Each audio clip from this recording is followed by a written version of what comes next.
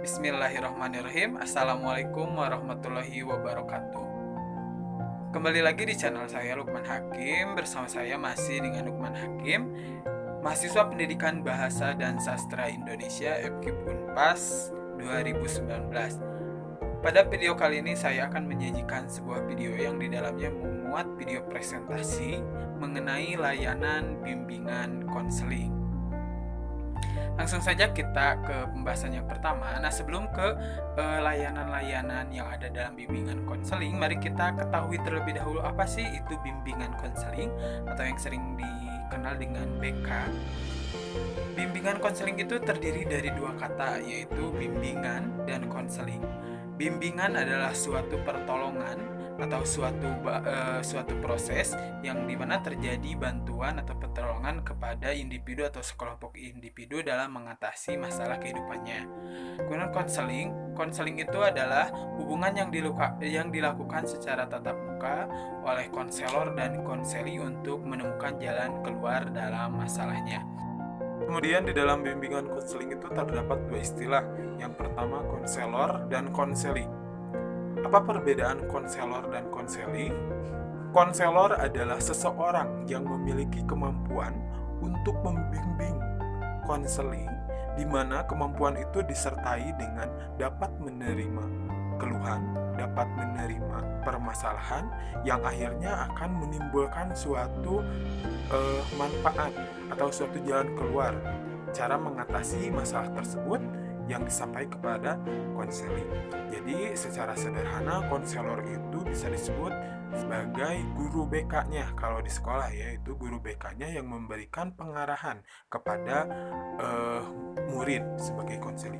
Nah, selanjutnya konseli itu apa? Konseli itu adalah seseorang yang datang kepada konselor untuk mencurahkan atau mengungkapkan segala permasalahan yang terjadi, yang akan mendapatkan suatu jalan keluar dari konselor. Jadi intinya konsel itu adalah siswanya. Kalau konselor guru BK-nya, konsel itu adalah siswanya. Itu. Lalu apa sih bimbingan konseling itu? Jadi bimbingan konseling itu yaitu suatu keadaan atau suatu proses yang di dalamnya terjadi bantuan atau pertolongan yang dilakukan oleh konselor dan konseli untuk mengatasi berbagai masalah maupun mengembangkan potensi yang dimiliki oleh seorang konseli. Kemudian selanjutnya di dalam bimbingan konseling ada fungsi-fungsinya, pastinya ada 4 fungsi yang akan saya jelaskan. Yang pertama, fungsi bimbingan konseling yaitu fungsi pemahaman. Nah, fungsi ini yaitu memberikan pemahaman kepada konseli mengenai konsep diri, potensi yang dimiliki, serta bagaimana cara mengatasi berbagai masalah sesuai dengan potensi atau kemampuan yang ada dalam diri konseli. Jadi intinya fungsi ini untuk memberikan pemahaman bagaimana siswa tersebut potensinya bagaimana, kemudian cara mengatasinya bagaimana, lingkungannya seperti apa. Nah, kemudian fungsi yang kedua yaitu fungsi pengentasan. Fungsi ini yaitu memberikan suatu jalan keluar atau cara mengatasi suatu masalah yang diberikan oleh konselor kepada konseli. Ini sudah pasti ya, karena fungsi BK sendiri, bimbingan konseling itu untuk memberikan suatu jalan keluar atau mengatasi berbagai masalah. Kemudian yang ketiga yaitu fungsi penyaluran. Nah, BK itu berfungsi untuk menyalurkan bakat-bakat, potensi-potensi dari kemampuan konseli tersebut. Fungsi yang keempat yaitu fungsi penyesuaian. Fungsi ini yaitu untuk memberikan atau membantu konseli dalam menempatkan dirinya atau memposisikan dirinya dengan suatu lingkungan yang ada agar konseli bisa beradaptasi dengan baik. Nah, kita lanjut ke pembahasan yang utama yaitu berbagai macam layanan bimbingan konseling yang ada di sekolah maupun di luar yang disertai dengan contoh-contohnya.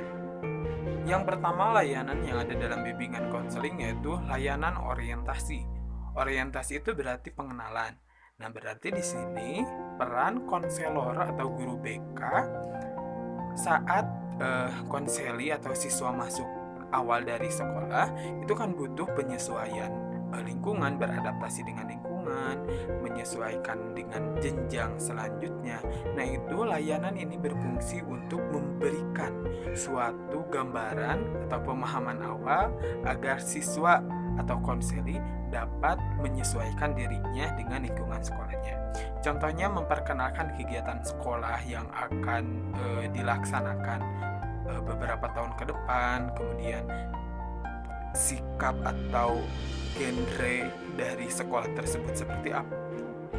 Kemudian layanan yang kedua yaitu layanan informasi.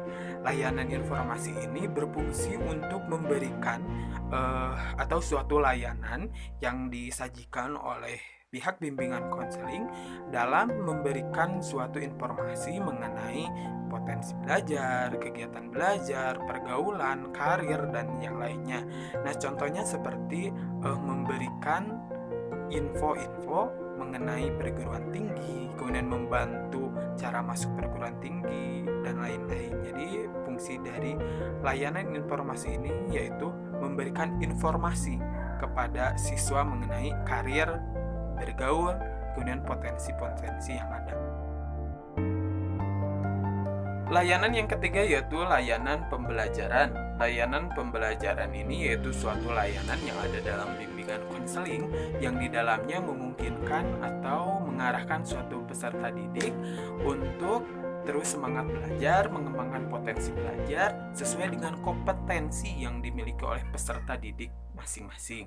Contohnya yaitu memberikan kuesioner kepada peserta didik. Setelah memberikannya, kemudian guru BK akan menyaring seperti apa kemampuan peserta didik ini, potensi belajarnya seperti apa, kompetensi belajarnya seperti apa. Nah, dari kuesioner tersebut maka akan didapatkan suatu hasil bagaimana cara mengarahkan atau cara mengembangkan potensi belajar. Jadi intinya layanan pembelajaran ini lebih ke cara mengembangkan dan mendorong siswa untuk terus belajar sesuai dengan potensi dan kompetensi yang dimilikinya. Kemudian layanan selanjutnya yaitu layanan bimbingan perorangan.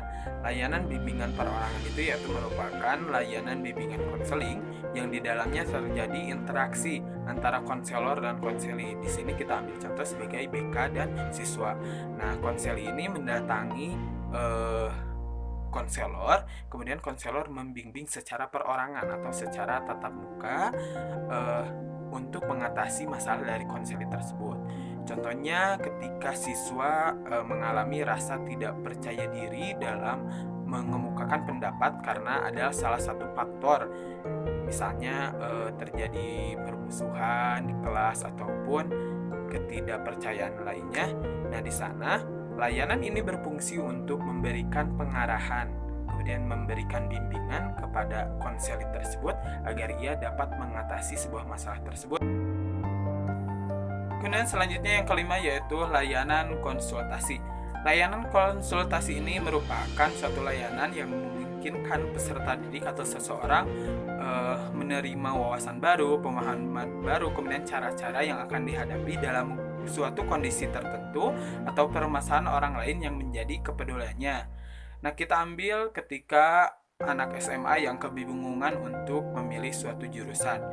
Nah, dari fungsi dari layanan konsultasi ini yaitu memberikan pemahaman atau wawasan terhadap jurusan-jurusan yang ada. Misalnya jurusan IPA kelebihannya seperti ini, kekurangannya seperti ini. Kemudian jurusan IPS kelebihannya seperti ini, kekurangannya seperti ini. Hal itu akan membantu seorang siswa untuk memecahkan masalahnya dalam memilih jurusan. Kemudian yang keenam yaitu layanan mediasi. Layanan ini yaitu melibatkan antara konselor terhadap dua pihak atau lebih yang mengalami ketidakharmonisan sehingga menimbulkan keharmonisan. Kita ambil contoh ketika siswa mengalami keadaan berkelahi, kan itu terjadi ketidakharmonisan. Nah, fungsi dari layanan itu yaitu melakukan mediasi antara konselor atau guru BK dengan konseli, yaitu siswa yang berkelahi, dilakukan mediasi sehingga mereka kembali harmonis dan kembali berteman. Intinya layanan mediasi ini untuk memecahkan masalah antara satu orang dengan satu orang yang lain. Yang ketujuh yaitu layanan konten. Layanan ini membantu peserta didik untuk menguasai konten tertentu, terutama kompetensi dan atau kebiasaan yang berguna dalam lingkungan sekolah, masyarakat, maupun keluarga. Contohnya ketika ada peserta didik yang menguasai dalam bidang keagamaan, maka layanan ini berfungsi untuk menyediakan suatu program yang berhubungan dengan keagamaan agar peserta didik tersebut dapat mengembangkan potensinya yang dapat berguna dalam lingkungan sekolah, masyarakat, maupun keluarga. Jadi intinya konten ini yaitu sebuah layanan yang diperuntukkan untuk mendukung atau mengembangkan potensi peserta didik yang nantinya dapat diimplementasikan atau dapat berguna bagi masyarakat, sekolah, maupun keluarga. Nah, seperti itu teman-teman, beberapa layanan yang ada dalam bimbingan konseling dan juga fungsi serta pengertian dari bimbingan konseling. Terima kasih untuk kalian yang sudah menonton video ini, semoga bermanfaat. Mohon maaf apabila terdapat banyak kesalahan karena kesempurnaan hanya milik Allah Subhanahu wa taala. Terima kasih atas perhatiannya. Billahi taufik wal hidayah. Wassalamualaikum warahmatullahi wabarakatuh.